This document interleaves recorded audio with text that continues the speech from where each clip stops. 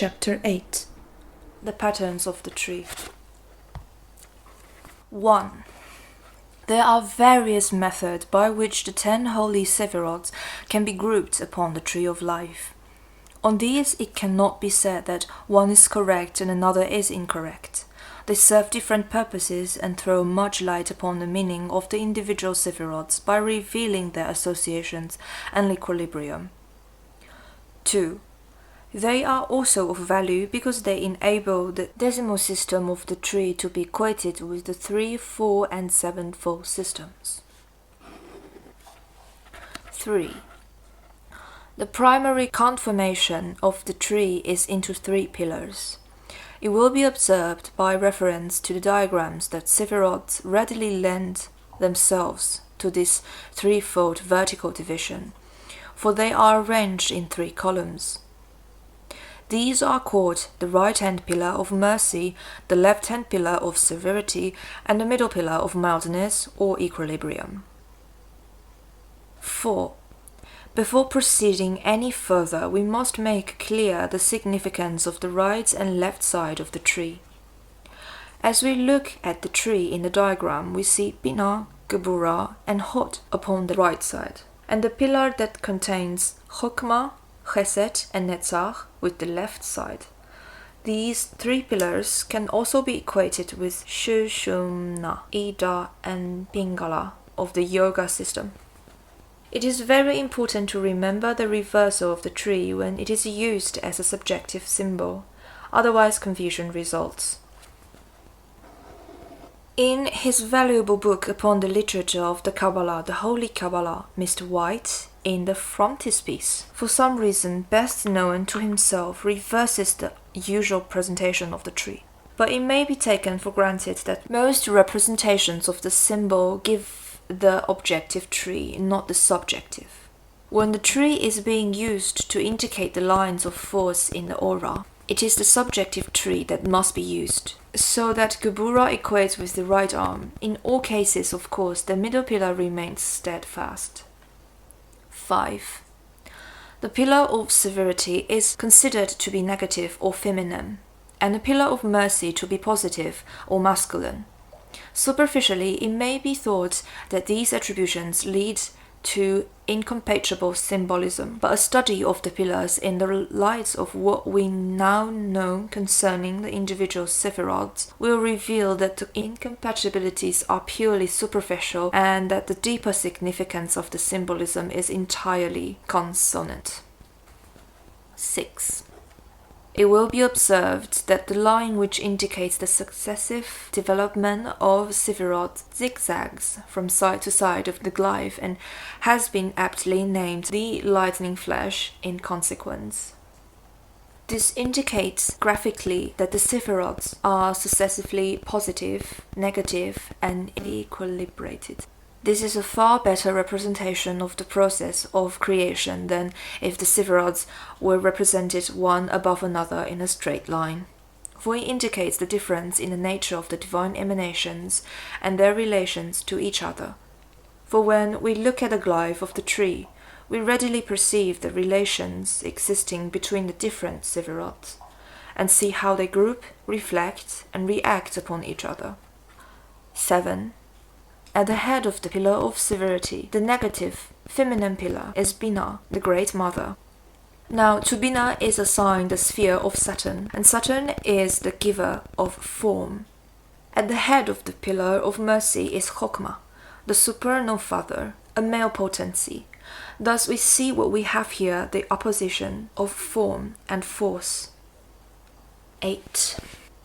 In the second trinity, we have the opposition of Chesed, Jupiter, and Qabalah, Mars. Again, we have the pairs of oppositions of construction in Jupiter, the lawgiver and the beneficent ruler, and destructions in Mars, the warrior and destroyer of evil. It may be asked why such a male potency as Qabalah should be placed in the feminine pillar. It must be remembered that Mars is a destructive potency, one of the infortunes in astrology. The positive builds up, the negative breaks down. The positive is a kinetic force, and the negative is a static force. 9. These aspects appear again in Netzach at the base of the pillar of mercy, and Chod at the base of the pillar of severity. Netzach is Venus, the green nature ray, elemental force, the initiation of the emotions. Chod is Mercury, Hermes, the initiation of knowledge. Netzach is instinct and emotion, a kinetic force. Chod is intellect, concrete thoughts, the reduction of intuitive knowledge to form. 10. We must remember, however, that each sephira is negative, that is to say, feminine, in relation to its predecessor, whence it emanates and whence it receives the divine influence, and positive, masculine, or stimulating in respect of its successor, to whom it transmits the divine influence. Therefore, each sephira is bisexual, like a magnet of which one pole must of necessity be negative and the other positive. We may perhaps explain matter further by an analogy with astrology, and say that a sephira in the feminine pillar is well dignified when it is functioning in its negative aspects, and ill dignified when functioning positively, and that in the masculine pillar the position is reversed.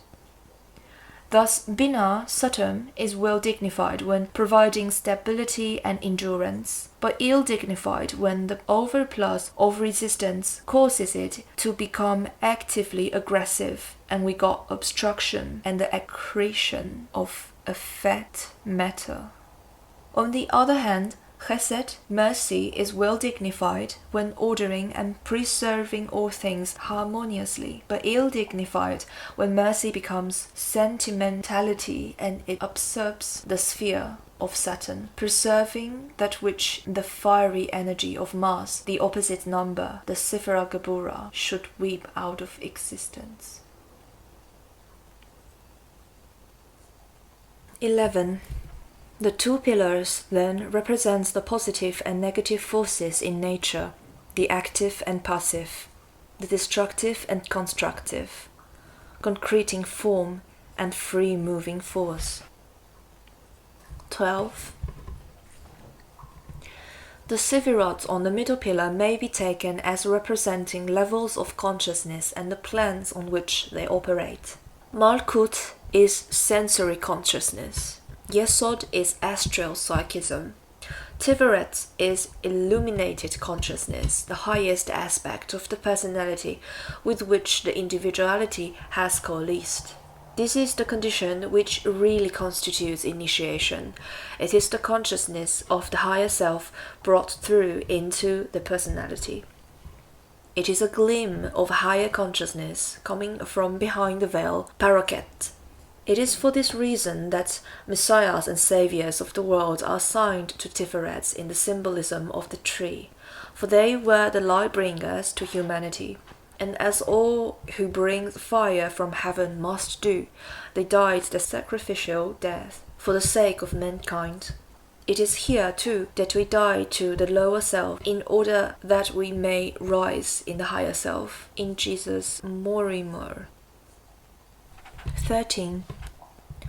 The middle pillar rises through Dot, the invisible Sephira, which we have already seen is knowledge according to the rabbis, and conscious awareness or apprehension according to the terminology of the psychologist.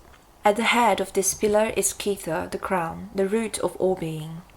Consciousness then reaches from the spiritual essence of Kether through the realization of Dot, which carries it across the abyss into the translated consciousness of Tiferet, whither it is brought by the sacrifice of the Christ which rends the veil, paroket. Then on into the psychic consciousness of Yesod, the sphere of Moon, and thence to the sensory brain consciousness of Malkut. 14. Thus does consciousness descend in the course of involution, which is the term applied to that phase of evolution which leads down from the first manifest through the subtle plans of existence to dense matter. The esotericist should, strictly speaking, only use the term evolution when describing the ascent from matter back to spirit. For then is evolved that which was involved in a descent through the subtle phase of development. It is obvious that nothing can be evolved, unfolded, which was not previously involved, infolded. The actual course of evolution follows the track of the lightning flash or flaming sword from Kether to Malkut in the order of development of the Sephirot previously described. But consciousness descends plan by plan and only begins to manifest when the polarizing Sephirots are in equilibrium. Therefore, the modes of consciousness are assigned to the equilibrating Sephirots upon the middle pillar. But the magical powers are assigned to the opposing Sephirots, each at the end of the beam of balance of the pairs of opposite. 15th. The way of initiation follows the coiling of the serpent of wisdom upon the tree, but the way of illumination follows the path of the arrow which is shot from the bow of promise. Keshit, the rainbow of astral colors that spreads like a halo behind Yesod. This is the way of the mystic, distinguished from that of the occultist.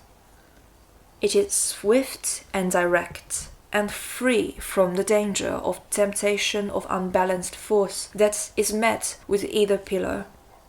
But it confers no magical powers save those of sacrifice in the Tiferet and psychism in Yesod. 16. We have noted the three trinities of the tree in our preliminary discussion of the 10 Sephirot. Let us recapitulate these again for clearness' sake.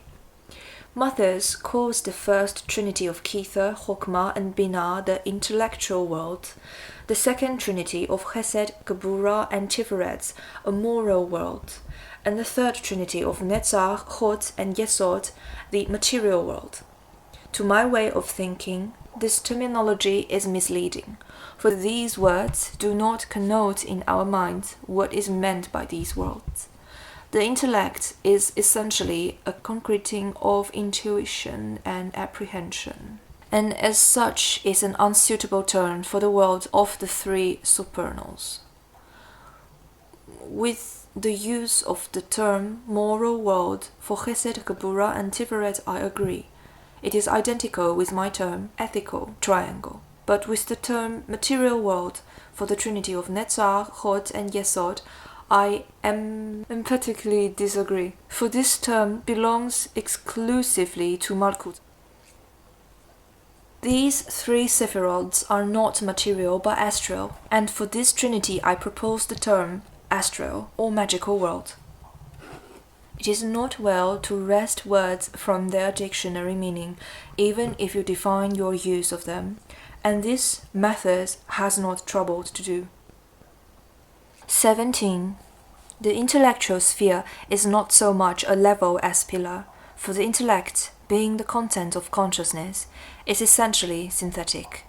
These terms, however, are apparently taken from a somewhat crude translation of the Hebrew names, given to the four levels into which Kabbalists divide manifestation. 18. These four levels permit of yet another grouping of the Sephirot. The highest of these is Atzilut, the archetypical world, consisting of Kether. The second, Bria, called the creative world, consists of Chokmah and Binah, the supernal Abba and Amma, father and mother. The third level is that of Yetzirah, the formative world, consisting of the six central Sephirot, Chesed, Geburah, Tiferet, Netzach, Chod, and Yesod. The fourth world is Asiya, the material world, represented by Malkut. 19. The 10 Sephiroths are also conformed into 7 palaces. In the first palace are the 3 supernals. In the 7th palace are Yesod and Malkut. And the rest of the Sephiroths each has a palace to itself. The grouping is of interest as revealing the intimate relationship of Yesod and Malkut, and enabling the 10-fold scale of the Qabalah to be equated with the 7-fold scale of Theosophy. 20. There is also a 3-fold division of the Sephiroth, which is very important in Kabbalistic symbolism. In this system, Kether is given the title of Arik Anpin, the vast countenance. This is manifested as Abba, the supernal father, Chokmah, and Amma, the supernal mother, Binah. This being the positive and negative aspects of the 3 in one. These 2 differentiated aspects, when united, are, according to methods, Elohim, that curious divine name which is feminine noun with a masculine plural attached to it. This union takes place in Dat, the invisible Sephirah. 21. The next 3 Sephiroths are confirmed into Zaur Anpin, the lesser countenance, or micro-prosopis, whose special Sephirah is Tiferet. The remaining Sephirah, Malkut, is called the bride of micro-prosopis. 22. Micro-prosopis is also sometimes called the king. Malkut is then called the queen. She is also called the lesser mother or terrestrial Eve, as distinguished from Binah, the supernal mother. 23. These different methods of classifying the Sephiroths are not competing systems, but are designed to enable the decimal system of the Kabbalists to be equated with other systems. Using a 3-fold notation such as Christian, or as we have already noted, a 7-fold system like Theosophy, they are also valuable as indicating functional affiliations among the Sephiroths themselves. 24. The final system of classification which we must note is under the presidency of the 3 mother letters of the Hebrew alphabet, Aleph, A, Mem, M, and Shin. These 3, according to the Yetzirotic attributions of the Hebrew alphabet, are assigned to the 3 elements of air, water, and fire. Under the presidency of Aleph is the airy triad of Kether, in which is the root of air, reflecting downward through Tiferet, the solar fire, into Yesod, the lunar radiance. In Binah is the root of water, Mara, the great sea, reflected through Chesed to Chod, under the presidency of Mem, the mother of water. In Chokmah is the root of fire, reflected downward through Geburah into Netzach, under the presidency of Shin, the mother of fire. 25. These groupings must be borne in mind, for they aid greatly in understanding the significance of individual Sephiroths. For, as we have already pointed out in various connections, a Sephirah is best interpreted by its affiliations.